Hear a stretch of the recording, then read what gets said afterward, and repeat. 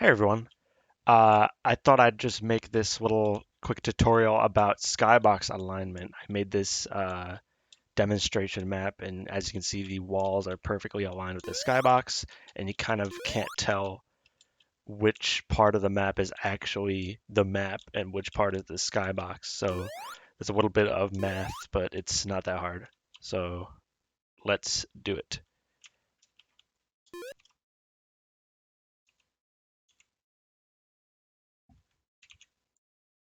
First, uh, here's how my things are laid out right now. We have the little skybox room here with a skybox center point here, or skybox viewpoint. You can see the setting here for in-map center point is not checked, and the one that's actually in the level is checked, in-map center point. And I like to keep these all at a height of 0, just because that makes the math for sector heights way easier. Um, and in terms of the in-level geometry, like you can see I have F sky 1 here, F sky on the ceiling, and on the walls I have horizon effect lines. So this kind of perfectly aligns with how the skybox is in the smaller room. And you kind of have this underpass here. So I'm going to show you exactly how this is set up.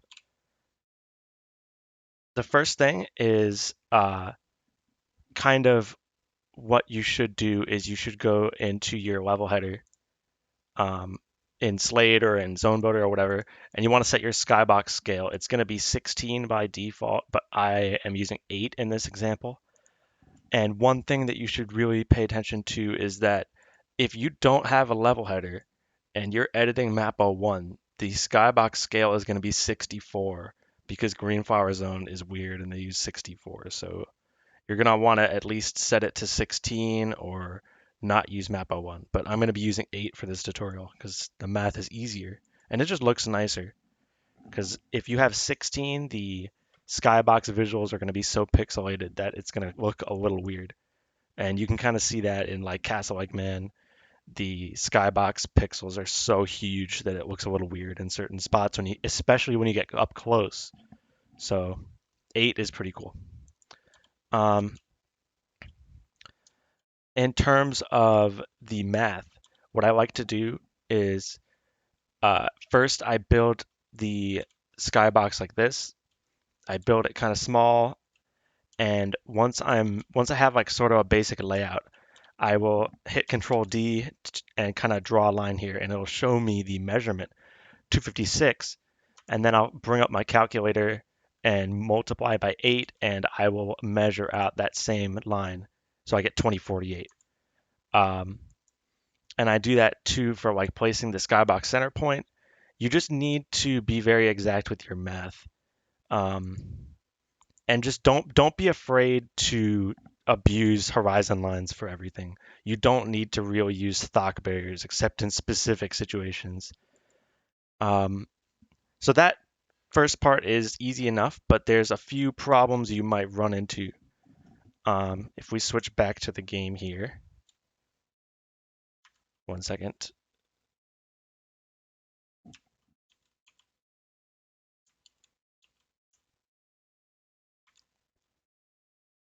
If you switch back to the game here, we will see that um, there's a bit of a problem where if you have a platform that's snug up to the side of the wall, over here it looks fine.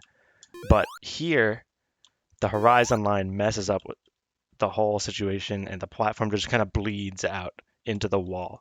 And there's a very easy way to kind of fix that.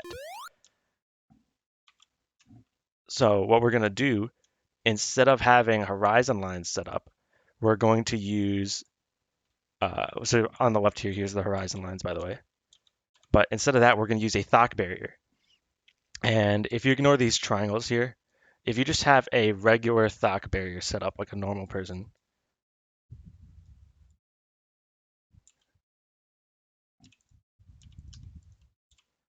there we go. So this is kind of how most people would set up their Thock barrier. They'd have like a sector like this with the floor and ceiling is the same height, and they'll put F sky 1. But the problem with this, if we go back in game,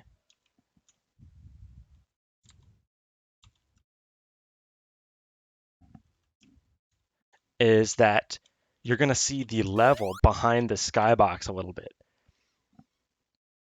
And that's kind of why I had that triangular setup.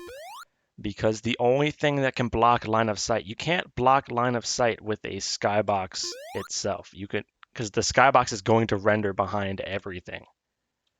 So the only thing you can actually block the sight line with is with a void or black space. So instead, what we can do is we can come in here. We can get rid of this because it sucks. And we can make triangular sectors.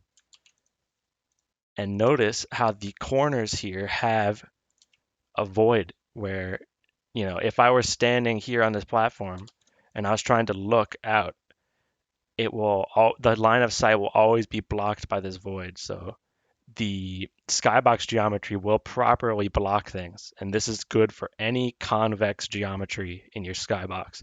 If your skybox is anything that's not concave, like not just a simple box or a simple circle or oval, and it kind of wiggles around, or you have like bits in your level that you want to use skybox visuals for that will block uh, any of the geometry of the level, you're going to want to use this method. And then once you have that set up, we can just join these three sectors, set their floor and height to 0. And if we go back in game, everything should be perfect.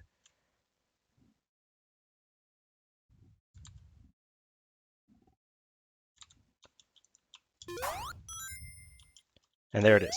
It's perfectly blocking everything behind it. And if it weren't for this crappy line depth thing where the camera distorts the skybox, if it weren't for this bug, it would be really hard to tell what is and isn't the skybox. So this technique is really useful for kind of increasing the scale, like the sense of scale of your map, and kind of making it feel more like you're in a big area and not just a room. Let me think if there's any other tips I have.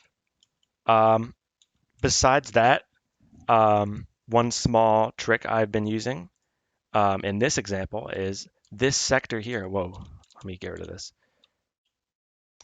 This sector here has a reduced brightness because that's where the overhang is.